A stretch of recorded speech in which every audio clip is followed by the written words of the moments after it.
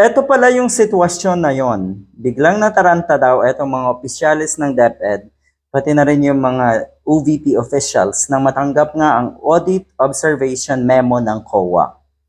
Kaya nagmamadali na magpagawa ng acknowledgement receipts worth 15 billion receipts, karamihan gawa sa rekto. Yung iba, nag-resign na at umiska po na rin yung ibang opisyalis nga ng DepEd and Office of the Vice President.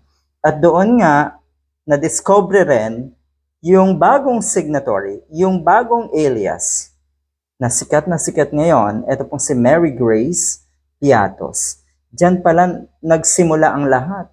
Nag-resign ang spokesperson na itong OVP ng Office of the Vice President dahil sa kanyang pahayag. Nakuno ay si Sara Duterte ang may kinalaman ng lahat ng ito.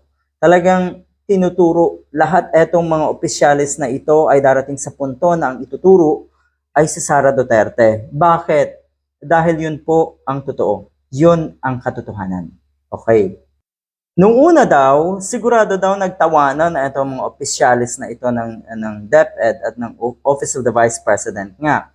Dahil sa naimbento nga daw nilang pangalan habang dinodoktor daw ang mga confidential funds upang maibulsa. Hindi nila akalain na mabubuking sila ng Quadcom. Yan. Tapos, yung mga kababayan natin dyan, na kung tirahin, kung banatan ang Quadcom, kung i-criticize ang Quadcom, gamitin niyo po ang mga kokotin niyo. Ano ho? Total ginagawa nila ito noong naggagamitan pa ng Marcos Duterte Unity Team. Pero panigbago or paniguradong matagal na daw nila itong ginagawa sa kanilang confidential funds. Lalo na daw po itong sa Sara Duterte kahit daw noong nasa Davao pa ito. Kasi binitbit ni Sara Duterte yung kanyang mga tauhan papunta nga sa DepEd at Office of the Vice President. Yun po ang nangyari.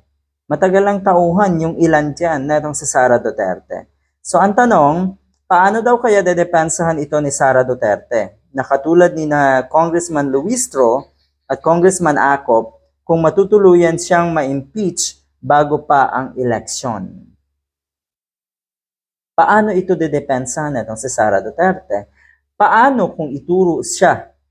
Dahil ulitin ko darating sa punto na ituturo siya ng lahat ng mga opisyalis na ito. Ilan na po ba yung umamin na sila ay sinusuhulan ni Sara Duterte? 4 o 5 na po. At marami pa, siguradong marami pa ang maglalabasan, siguradong marami pa ang magsasalita. Good luck. Ito talaga ay hindi talaga matatakasan na ito. Hindi na to malulusutan na itong sa Sara Duterte. Kung napapansin niyo po, sa pagkakataong ito, matagal na hindi nagpapakita sa publiko itong si Sara Duterte. Duda ng mga kababayan natin, may iniisip na namang drama or may iniisip na namang kabulastugan or kagaguhan etong si Tambalustay, etong totoong Tambaluslos. Ang Tambaluslos pala ang ibig sabihin ay tamad din, Dahil totoo naman daw na talagang tamad etong si Sara Duterte, hindi daw pumapasok sa opisina etong isang ito. Good luck.